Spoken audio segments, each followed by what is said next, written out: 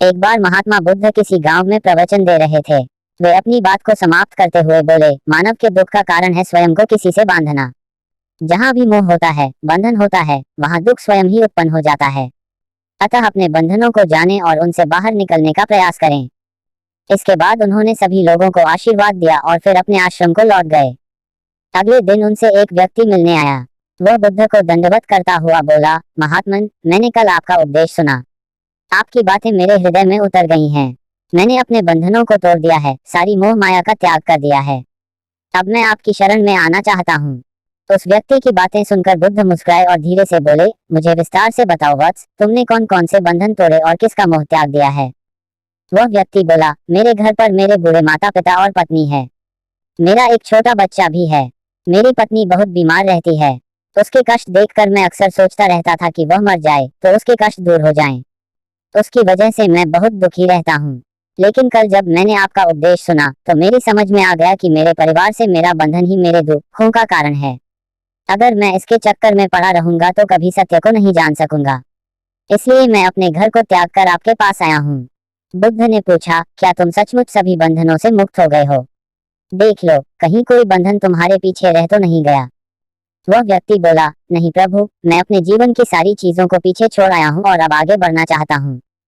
बुद्ध ने कहा, अगर ऐसी बात है तो फिर ठीक है। आज तुम यहीं आश्रम में रुको।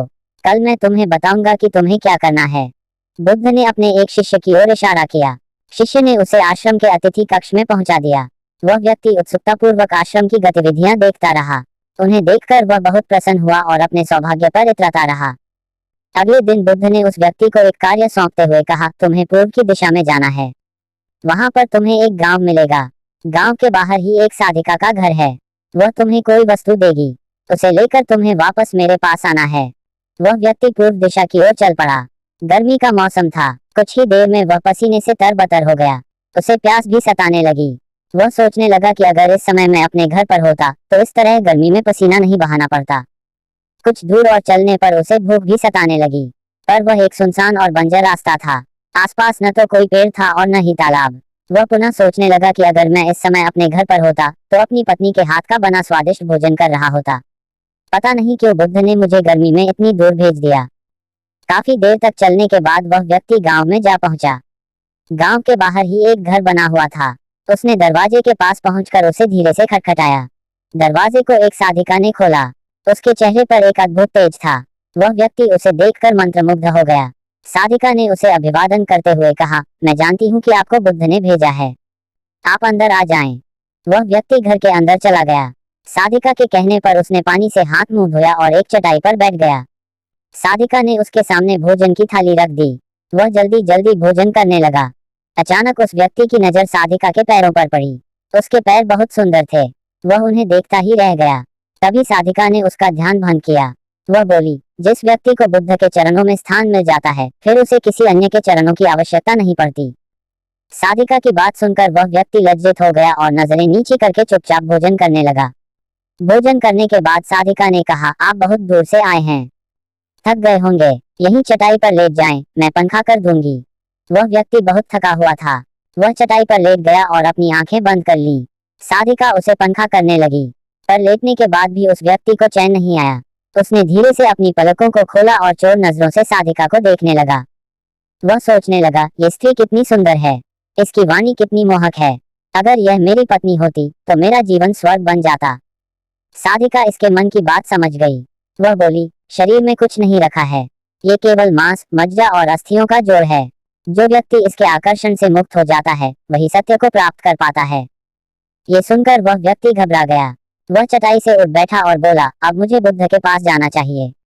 कृपया आप मुझे वह सामान दे दें जिसके लिए बुद्ध ने कहा था। साधिका ने मुस्कुराकर जवाब दिया, बुद्ध ने आपको जिस कार्य के लिए भेजा था वह पूर्ण हो चुका है। साधिका की यह बात उस व्यक्ति को समझ में नहीं आई। वह दरवाजे की ओर बढ़ चला।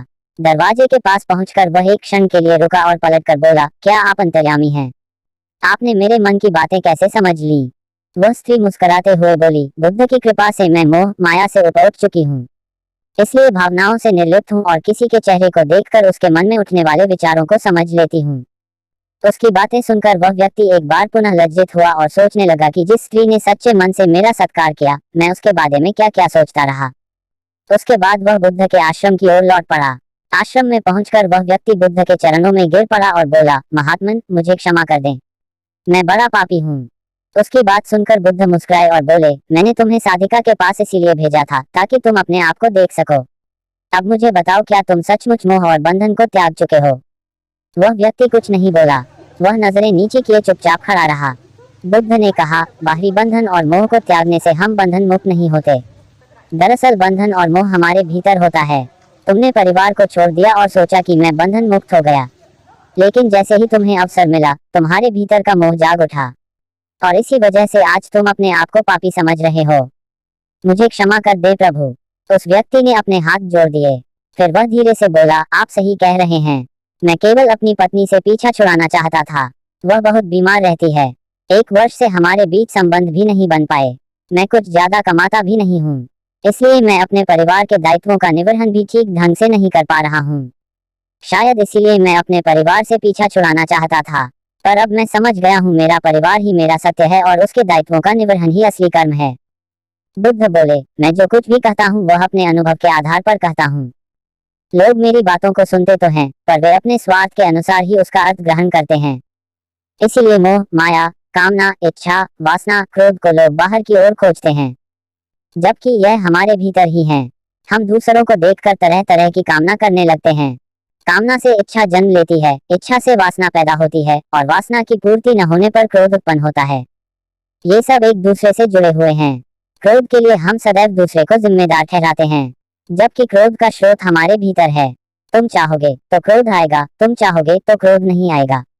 इसी तरह बंधन बाहर नहीं होते, हमारे मन में होते हैं। हम मन से ही किसी से बंध जाते हैं और मन के कारण ही हम दुख पाते हैं। लेकिन जो व्यक्ति इन बातों की गहराई तक पहुंच जाता है, वह दुखों से हमेशा हमेशा के लिए मुक्त हो जाता है। ये कहानी अच्छी लगे तो लाइक और सब्सक्राइब जरूर करें। धन्यवाद।